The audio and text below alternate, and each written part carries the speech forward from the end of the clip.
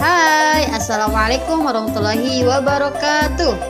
Selamat datang di video pembelajaran PAI kelas 8 pada semester 1. Pada video pertama kali ini kita akan membahas tentang mengimani kitab-kitab Allah dan mencintai Al-Quran. Apa saja ya kitab-kitab tersebut dan bagaimana cara yang benar dalam mengimaninya? Simak selengkapnya di sini, oke?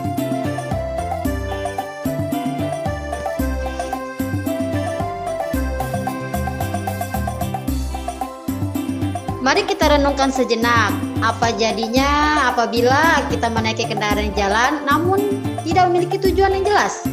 Kita hanya akan berputar-putar tapi tidak tahu kemana akan pergi. Selain itu, kita hanya akan membuang-buang bahan bakar dan bahkan lama-kelamaan kita bisa tersesat. Demikian juga dengan kehidupan di dunia ini. Jika hidup ini tidak memiliki arah yang jelas dan tujuan yang benar, maka hanya akan menghabiskan usia tanpa memiliki manfaat dan kemudian tersesat. Nauzubillah. Oleh karena itu, Allah Subhanahu wa taala menurunkan kitab-kitabnya untuk menjadi pedoman umat manusia, mulai dari kitab Taurat, Zabur, Injil, dan Al-Quran. Dimulai dari kitab Taurat terlebih dahulu. Kitab Taurat diwahyukan kepada Nabi Musa alaihissalam pada abad ke-12 sebelum Masehi atau 1200 tahun sebelum Masehi. Nama Taurat berarti hukum atau syariat. Pada saat itu Nabi Musa alaihissalam diutus oleh Allah Subhanahu wa taala untuk berdakwah kepada Bani Israel yang telah ia bebaskan dari cengkeraman Firaun. Adapun bahasa yang digunakan dalam kitab Taurat adalah bahasa Ibrani. Sebagai muslim, tentu kita wajib mengimani kitab Taurat ini sebagai wahyu dari Allah Subhanahu wa taala. Karena Allah telah menerangkan dalam Al-Quran, tepatnya pada Quran surah Al-Mu'minun ayat 49. A'udzu billahi minasyaitonir rajim. Walaqad atayna Musal kitaba la'allahum yahtadun. Dan sesungguhnya telah kami berikan Alkitab Taurat kepada Musa agar mereka Bani Israel mendapat petunjuk. Adapun pokok-pokok ajaran yang ada dalam kitab Taurat yang diturunkan di Bukit Sinai adalah sebagai berikut. Yang pertama, perintah mengesahkan Allah. Yang kedua, larangan menyembah berhala atau patung. Yang mana pada saat itu Bani Israel dihisab oleh Sabiri yang membuat patung anak sapi dari emas.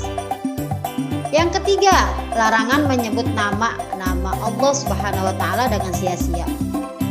Bersumpah atau berjanji dengan nama Allah tapi tidak ditepati. Yang keempat, perintah mensucikan hari Sabtu. Yang kelima, perintah menghormati kedua orang tua. Larangan membunuh sesama, larangan berbuat zina, larangan mencuri, larangan menjadi saksi palsu, larangan mengambil hak orang lain. Nauzubillah. 10 perintah larangan di sini bisa disebut dengan Ten Commandments. Selanjutnya kita bahas yaitu kitab Zabur. Kitab Zabur diturunkan Allah Subhanahu wa taala kepada Nabi Daud alaihissalam untuk Bani Israel atau umat Yahudi. Kitab ini diturunkan pada abad 10 Masehi atau 2 abad setelah Taurat. Tepatnya di daerah Yerusalem. Adapun kitab ini ditulis dengan bahasa Kipti.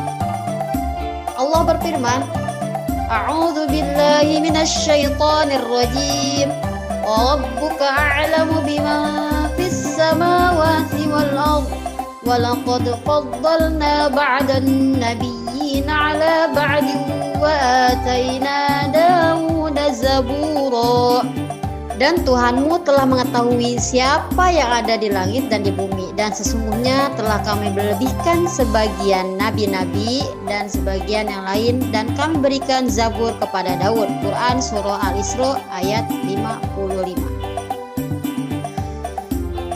Setelah kitab Zabur, mari kita bahas kitab Injil. Kitab Injil diturunkan kepada Nabi Isa alaihissalam pada permulaan abad 1 Masehi atau 11 abad setelah kitab Zabur.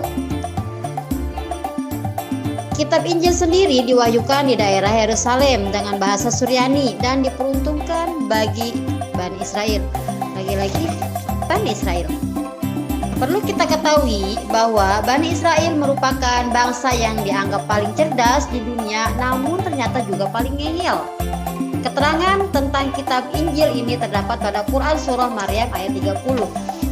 Allah berfirman, Qala inni abdullahi ataniyal kitaba wa ja'alani nabiyya. Berkatalah Isa, sesungguhnya aku ini hamba Allah dan memberikan Alkitab Injil dan dia menjadikan aku seorang nabi. Perlu diketahui bahwa perkataan Nabi Isa tersebut terjadi ketika ia masih bayi yang belum selama dilahirkan. Salah satu mujizatnya yaitu bisa berbicara ketika masih bayi. Adapun isi secara umum kitab Injil adalah sebagai berikut. Yang pertama, perintah kembali mengesahkan Allah Subhanahu wa taala.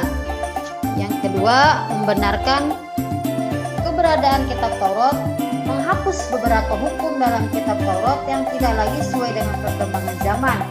Keempat, menjelaskan bahwa kelak akan datang kembali Rasul setelah Nabi Isa alaihissalam, yaitu Nabi Muhammad sallallahu alaihi wasallam.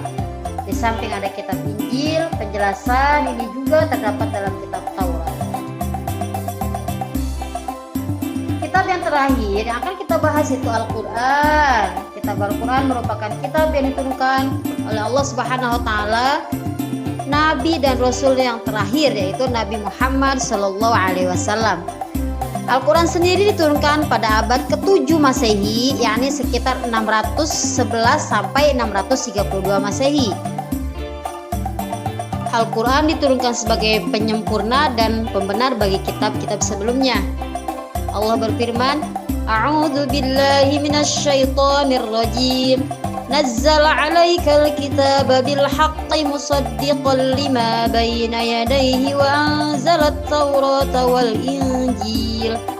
Dia menurunkan Alkitab, Al-Quran kepadamu dengan sebenarnya, membenarkan kitab yang telah diturunkan sebelumnya dan menurunkan kitab Taurat dan Injil. Quran surah Al-Imran ayat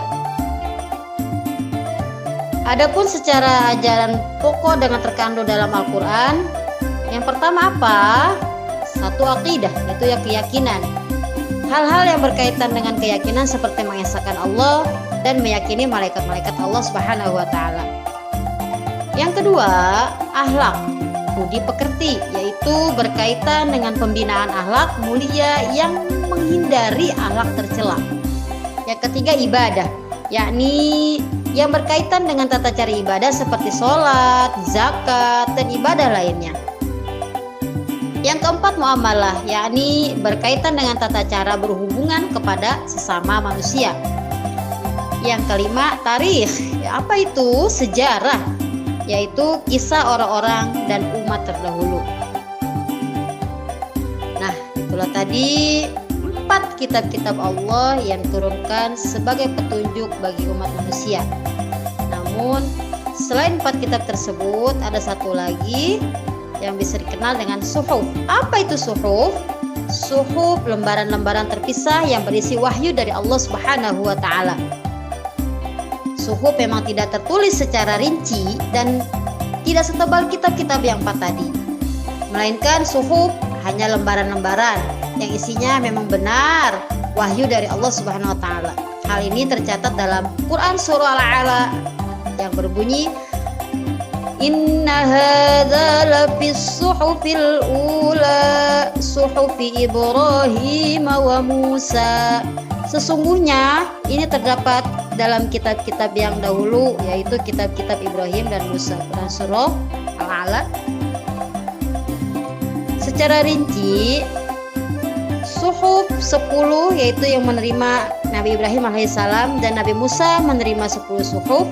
Dan pertanyaan selanjutnya adalah, bagaimana cara benar dalam mengimani kitab-kitab tersebut? Cara yang benar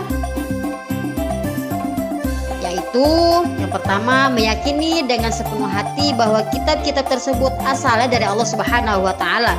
Yang kedua, boleh mempelajari kitab-kitab Taurat, Zabur, Injil, namun tidak diamalkan karena kitab-kitab tersebut sudah tidak berlaku semenjak turunnya Al-Quran. Yang ketiga, wajib bagi umat Islam untuk bisa membaca, mempelajari, dan mengamalkan isi dari Al-Quran karena Al-Quran adalah pedoman hidup dan untuk tujuan hidup kita. Yang keempat, meyakini bahwa Al-Quran terjaga kemurniannya hingga akhir zaman atau kiamat. Allah berfirman, "Inna nahnu nazzalna dzikra wa inna lahu lahafizun." Sesungguhnya kamilah yang menurunkan Al-Quran dan sesungguhnya kami benar-benar memeliharanya. Quran Surah Al-Hijr ayat 9. Nah, itulah cara mengimani kitab-kitab Allah yang sudah diturunkan sejak zaman dahulu hingga zaman sekarang. Semoga video kali ini memberikan manfaat untuk kita semua. Sampai jumpa di video berikutnya. Wassalamualaikum warahmatullahi wabarakatuh.